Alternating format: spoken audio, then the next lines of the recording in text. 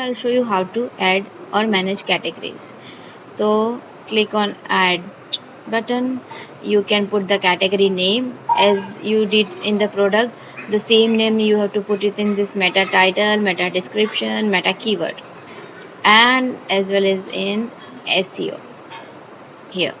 So three places, no more places in this case: category name, title, description, keyword, and in SEO tab here your category. Now we go to the data. If you have some description of the category, you can put it here. In data, if this is your parent category, then select none. If it's not a parent category, then you have to select your parent category. Let's say I have had protection, so that for that the parent category is safety. So I'm selecting safety as a parent category. So my this category comes as a subcategory of the parent category.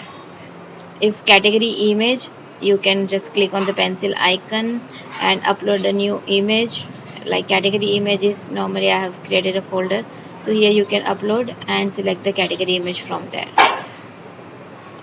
Make it enable so it will be visible for the users, and click on save. I'll show you the added category. Let's say this one. This is abrasive is the parent category, so same category name I have put the same. I have kept the description same. I have kept the meta tag title, meta tag description, and meta keyword description same as the category name, and same in the SEO.